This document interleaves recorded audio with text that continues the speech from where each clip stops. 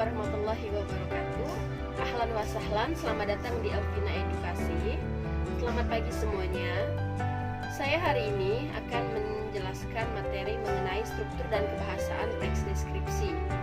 Namun sebelum itu, jangan lupa untuk di-subscribe terlebih dahulu channel ini. Untuk yang belum subscribe, wajib untuk klik subscribe dan aktifkan lonceng notifikasinya agar video-video pembelajaran lainnya akan kalian dapatkan dan tidak ketinggalan. Baik, selanjutnya hari ini saya akan menjelaskan mengenai struktur dan kebahasaan teks deskripsi.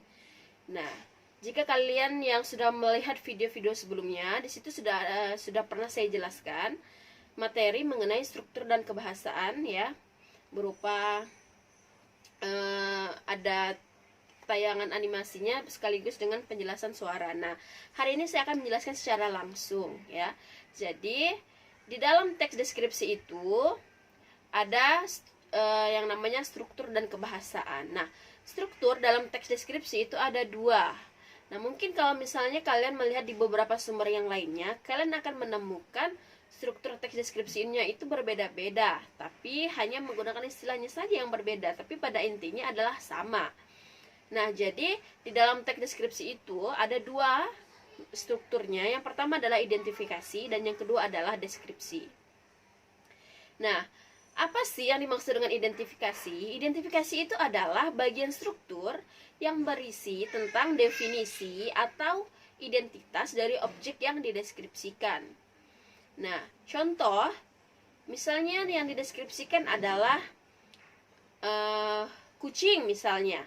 Nah, sebagian struktur identifikasinya itu tentu berisi tentang pengertian dari si kucing atau mengenai identitas dari kucing itu sendiri. Contoh dari kata-kata definisi itu apa? Contoh-contohnya adalah kata-kata yang kalimat yang menggunakan kata yang terdapat kata adalah ataupun merupakan. Nah, itu adalah masuk ke dalam teks deskripsi bagian identifikasi. Nah, selanjutnya adalah bagian deskripsi. Bagian deskripsi ini adalah bagian yang penggambarannya itu secara lebih rinci dari objek yang dideskripsikan. Nah, jadi misalnya dijelaskanlah di situ bahwa pantai tadi memiliki memiliki tempat bermain atau wisata permainan yang misalnya ada banana boatnya, ada snorkelingnya dan sebagainya. Nah, itu dijelaskan secara rinci. Atau dijelaskan juga bahwa bagian deskripsinya itu bahwa pantai pasir panjang ini adalah tempat yang nyaman untuk dinikmati pada saat matahari terbenam, seperti itu. Nah, jadi perbedaan antara kedua ini adalah antara identifikasi dengan deskripsi ini. Identifikasi itu berisi tentang definisi atau identitas dari objek yang dideskripsikan. Kemudian deskripsi ini adalah bagian yang berisi tentang penggambaran secara rinci dari objek yang dideskripsikan atau dari objek yang digambarkan, seperti itu. Nah, itu untuk mengenai struktur teks deskripsi. Mudah-mudahan sampai di sini paham, ya. Mudah-mudahan mudah dipahami untuk materi tentang struktur teks deskripsi. Jadi jika ada kalian yang masih belum memahaminya atau ada yang ingin ditanyakan, silahkan ditulis di kolom komentar. Cantumkan nama dan kelas kalian, nanti akan Ibu respon, akan saya jawab. Baiklah, kita kembali, ya. Ibu akan menjelaskan mengenai kebahasaan dalam teks deskripsi. Ibu menjelaskannya seperti ini agar kalian juga lebih mudah memahaminya, ya. Kalian bisa lihat di buku LKS kalian di halaman 12, ya. Di situ terdapat kebahasaan dalam teks deskripsi. Nah, kebahasaan dalam teks deskripsi itu ada beberapa. Yang pertama adalah kalimat berisi penjelasan terperinci untuk membuat objek menjadi konkret, ya. Bisa kalian perhatikan buku kalian sekaligus sambil mendengarkan yang Ibu sampaikan dalam video ini. Nah, bagaimana contohnya agar kalimat yang ditulis itu dapat kita rasakan seolah-olah nyata. Konkret itu adalah artinya, ya, nyata, konkret.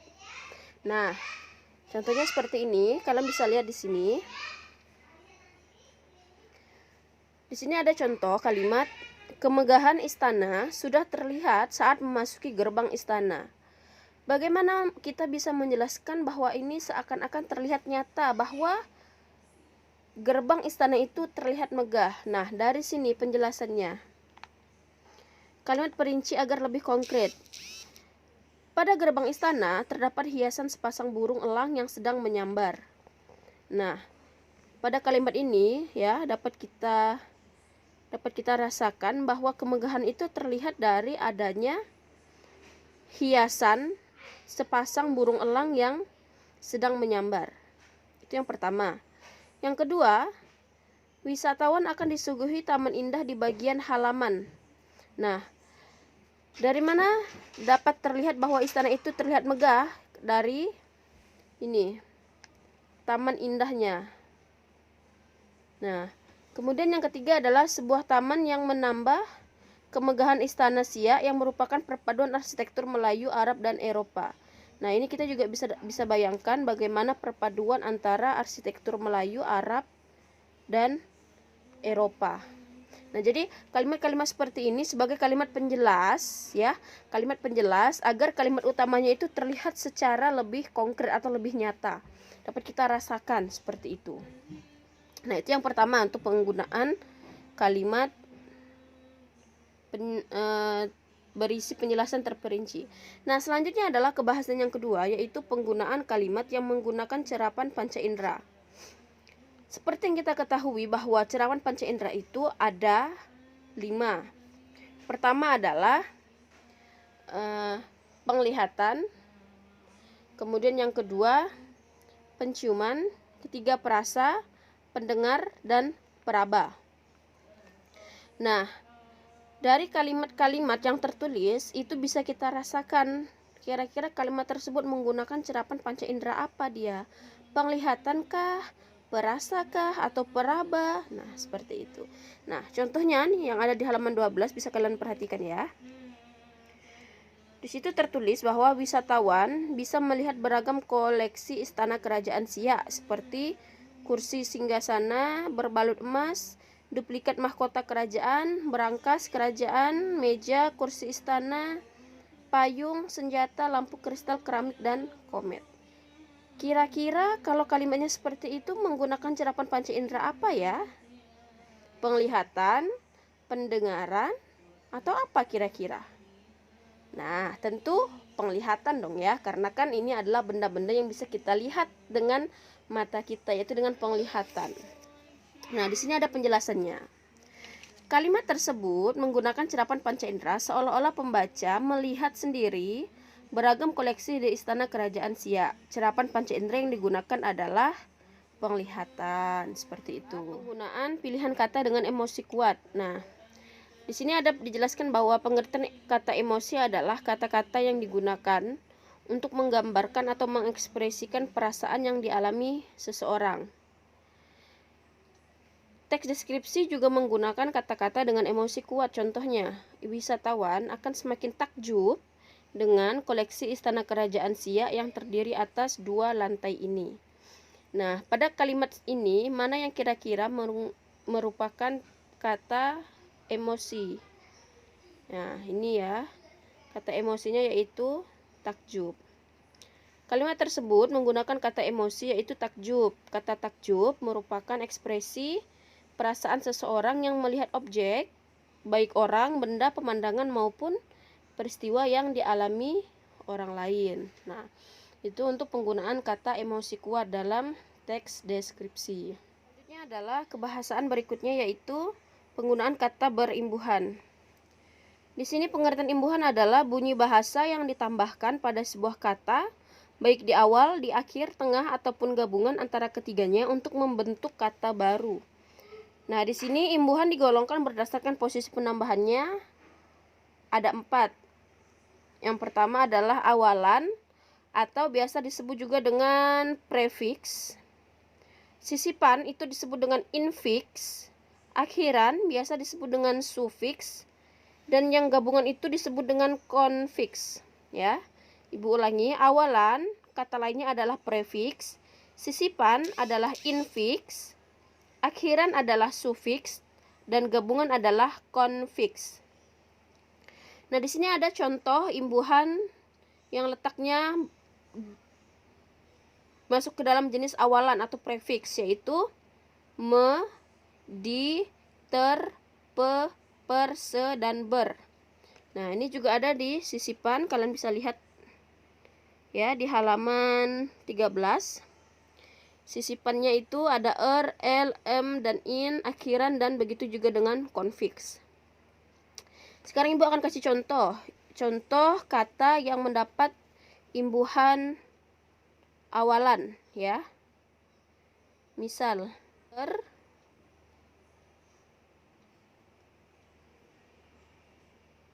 mendapat, ter itu berupa awalan, bertemu dengan kata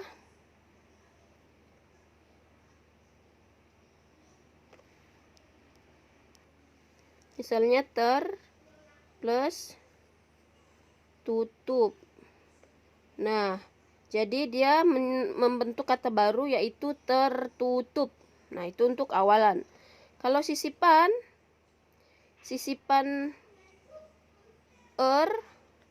bertemu dengan kata gigi. Jadi menjadi gerigi. Ya. Menjadi gerigi. Sisipannya yang ini. Nah, kemudian lanjut lagi akhiran. Akhiran itu misalnya kita akhiran wan. Akhiran wan itu bertemu dengan kata wisuda. Menjadi wisudawan. Nah, seperti itu. Kemudian ini konfiks ini adalah gabungan. Gabungan antara ke, an, bisa ditambah dengan misal kata ke, an ditambah nikmat menjadi kenikmatan. Nah, seperti itu. Jadi, kata dasarnya adalah nikmat dan imbuhannya adalah ke-an. Seperti itu ya. Oke, itu mengenai imbuhan. Nah, selanjutnya adalah penggunaan kata sinonim. Ini sepertinya Ibu tidak perlu menjelaskan. Tentu kalian sudah pernah mempelajarinya ketika duduk di bangku SD ya. Ini sinonim adalah persamaan kata. Nah, ini persamaan kata dari pemandangan adalah panorama. Melihat itu sinonimnya menyaksikan. Elok itu sinonimnya adalah indah. Nah, kita lanjut ada berikutnya penggunaan kata depan. Nah, kata depan atau preposisi adalah kata yang menandai berbagai hubungan makna antara konstituen di depan preposisi tersebut dengan konstituen di belakangnya. Nah, kita langsung saja pada contoh ya. Kalian buka halaman 14. Di sini ada penggunaan kata depan dalam teks itu ya. Tidak hanya dalam teks itulah ya. Kata depan itu yang lebih sering kita ada banyak sebetulnya, tapi yang lebih sering kita gunakan adalah 4 ini. Di, ke, dari, dan pada. Nah, ini hati-hati dalam penggunaan kata depan. Penggunaan kata depan ini kan di, ke, dari, dan pada. Apabila bertemu dengan kata berikutnya, itu penulisannya harus dipisah, tidak boleh digabung. Nah, ini contohnya seperti ini. Yang pertama, di Halmahera. Di dengan Halmahera itu harus dipisah penulisannya. Nah, kemudian kata depan ke itu juga harus dipisah penulisannya. Dari dan pada harus dipisah penulisannya. Beda kalau di sini ya, Nak ya. Kalau di sini ya, imbuhan ini kan imbuhan awalan ini kan ada juga nih di. Ini di.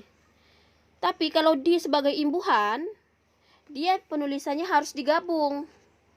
Nah, misalnya ya, yang untuk contoh yang imbuhan itu di, imbuhan di plus sapu menjadi di sapu. Nah, di sapu dia penulisannya harus digabung. Beda dengan ini, kalau di sebagai kata depan, dia harus dipisah penulisannya. Nah, ini harus kalian perhatikan, jangan sampai salah. Biasanya yang kata depan itu menunjukkan tempat alamat, tempat, arah. Nah, itu harus ditulis secara terpisah. Nah, baik, selanjutnya yang terakhir adalah penggunaan huruf kapital dalam teks deskripsi. Nah, di sini juga kalian bisa pahami, ini mudah ya, untuk kalimat huruf kapital tidak perlu Ibu jelaskan lah ya. Kalian juga tentu sudah mendapatkannya waktu ketika duduk di bangku SD. Penggunaan huruf kapital itu, misal penulisan nama orang, di huruf awalnya itu harus menggunakan huruf kapital seperti ini. Kemudian huruf pertama nama bangsa, contohnya bangsa Indonesia, I-nya harus kapital. Kemudian huruf pertama nama tahun, bulan, hari, misalnya ya Agustus, A-nya harus huruf kapital. Kemudian yang keempat, huruf pertama nama geografi, misalnya dataran tinggi, Dieng, pantai, Posi-Posi. Huruf di awalnya ini harus menggunakan huruf kapital. Yang kelima adalah huruf pertama nama geografi yang digunakan sebagai keterangan suatu budaya atau kekhasan daerah, misalnya Songket, Palembang, Palembang, P-nya harus huruf kapital. Nah, di sini ada pengecualian. Huruf kapital tidak dipakai untuk menuliskan yang pertama huruf pertama nama geografi yang bukan nama diri, misalnya berlayar ke Teluk, menyeberangi selat, itu tidak perlu huruf kapital. Yang kedua adalah nama diri geografi yang dipakai sebagai nama jenis, misalnya jeruk Bali, kacang Bogor, nangka Belanda, seperti itu. Nah, itulah dia pembahasan mengenai kebahasaan. Jadi penjelasan mengenai kebahasaan teks deskripsi ya. Mudah-mudahan dengan penjelasan Ibu tadi bisa menambah wawasan kalian dan kalian lebih mudah memahaminya. Dan selanjutnya akan ada penugasan kembali untuk mengetahui sejauh manakah kalian menyerap materi yang sudah Ibu jelaskan tadi. Mudah-mudahan kali ini bisa mendapatkan hasil yang terbaik semuanya. Sekian penjelasan Ibu hari ini, kurang lebihnya Ibu mohon maaf. Jangan lupa untuk di-subscribe channel ini. Jangan lupa juga di-like dan dibagikan ke media sosial yang kalian miliki agar teman-teman di luar sana juga bisa mendapatkan materi yang sama dalam proses pembelajaran daring saat ini. Semoga video ini bermanfaat untuk kalian semua. Kurang lebihnya Ibu mohon maaf.